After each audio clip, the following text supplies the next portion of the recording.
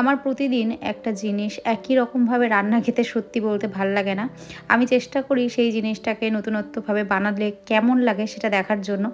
তো এইভাবে দেখুন আমরা ডিম খাওয়া কবেই ভুলে গেছি, অর্ধেক করে ভাজা করে। খুব ছোটোবেলায় খেতাম, এখন ডিম গোটাই খাওয়া হয়। তো আজকে ভাবলাম আমি ডিমটাকে অর্ধেক করে ভেজে রান্না করব। আর আজকে আমি যেভাবে রান্না করছি সেটা হচ্ছে সর্ষে পোস্ত, বেগুন দিয়ে আর তার সাথে আরও কিছু মশলা দিয়েছি। আপনারা কি কেউ এভাবে ডিম রান্না করেন? অবশ্যই কমেন্টে জানাবেন। আর আমি আজকে প্রথম এভাবে রান্না করলাম, খেয়ে দেখলাম জাস্ট অপূর্ব হয়েছে খেতে।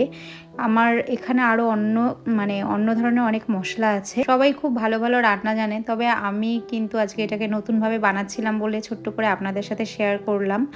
তো আপনারা কে কীভাবে ডিম রান্না বানান অবশ্যই কমেন্টে জানাবেন। আর আজকে হলো বুধবার, এটা আজকে রাতের ডিনার বানাচ্ছি। তো এর সাথে আরও কিছু রান্না করব। রান্নাটা করেই ভাবলাম আপনাদের সাথে ছোট্ট করে ভিডিওটা শেয়ার করি।